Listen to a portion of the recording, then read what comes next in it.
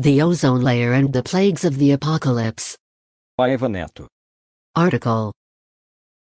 When commenting in previous articles about the planet's ozone layer, I promised to return to this subject, which is intrinsically linked to our survival. I begin by quoting an extract of an article from Agência Estado. written by Jamil Shadi.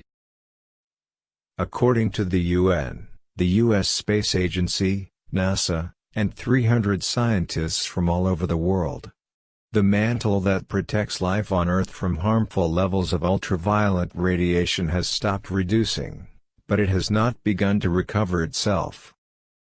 The studies show that the gases that were causing the depletion of the ozone layer have been successfully substituted. However, in their place products are being used that may have an even stronger impact on climate change, if there is no control over them. This is one hopeful piece of news that will certainly be worthy of other studies and analyses by specialists in the subject. Let us follow the events without losing sight of the fact that much still needs to be done for us to be free of this torment. The 7 Plagues and Human Actions. My reader's attention was drawn to the similarity of the message of the Apocalypse of Jesus, chapter 16, verses 8 and 9, in the 4th plague, with this particular subject. The 4th angel poured out his bowl on the sun, and it was allowed to scorch people with fire. They were scorched by the fierce heat, and they cursed the name of God who had power over these plagues. They did not repent and give him glory. This is prophetic language from almost 2,000 years ago, which says a lot about the present days. Despite what we know of the harmful effects of overexposure to the sun, there are those who do not recognize this, which means gnashing one's teeth at God, and put themselves among those who may develop skin cancer, cataracts, or other diseases, for example. Warnings from the Supreme Creator. This is an opportune moment to bring you an extract from an impromptu radio broadcast of mine from 1991, in which I analyzed the 7 plagues in the series, The Institution of the Deacons, which I presented in the Lessons of the Apocalypse of Jesus for the Simple-Hearted. A mentor from the Divine Clarities warned that, if sowing is free, reaping is obligatory.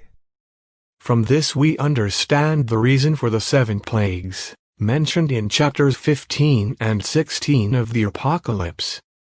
This is the vintage of irresponsible sowing.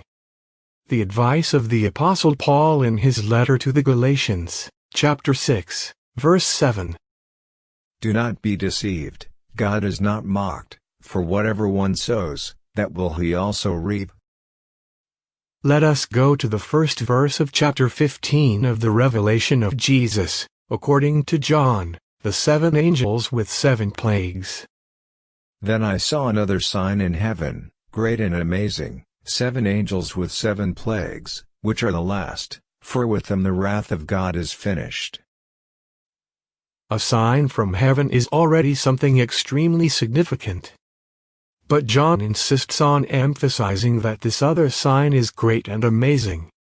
It is a way of drawing our attention to the fact that we cannot be distracted given what might occur, because the heavenly manifestation is truly great and really amazing. No fewer than 7 angels brought the 7 plagues, which were the last in a series of serious things. Why not call them terrible? Which we, human beings, have fostered over the millennia, such as the damages caused to the ozone layer, which is much more harmful than might be imagined by an inattentive mankind, especially young people, who are so hopeful of the future. However, most of them are oblivious to the warnings of the Supreme Creator of all of us. The example of the roof. To illustrate this truly apocalyptic reality, created by men and not by God, it is as if we had casually knocked the roof off of our house and exposed our family and ourselves to the bad weather, in a climate already affected by the irresponsibility of greedy humans. But it so happens that the, in quotes, downpour that falls from the cosmos, entering the open roof at the top of the Earth's atmosphere, lets through worse things than rain, even when it is acid rain.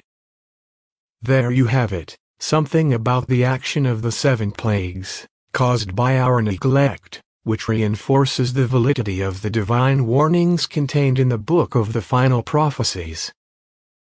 We have an example of this in the description of the 7th plague, in chapter 16, verse 21 of the Apocalypse. And great hailstones, about 100 pounds each, fell from heaven on people. And they cursed God for the plague of the hail, because the plague, caused by human beings themselves, was so severe.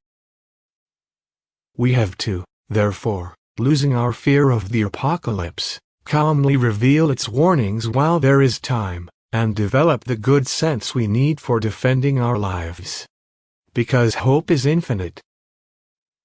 Inspired by Christ, I stated, human beings preferably grow when challenged by the problems of existence. That is why, with my thoughts elevated to the divine teacher, I have been reminding you that it is in times of crisis that great characters are forged and the most powerful nations emerge. When we are one with God, difficulties just serve to make us grow.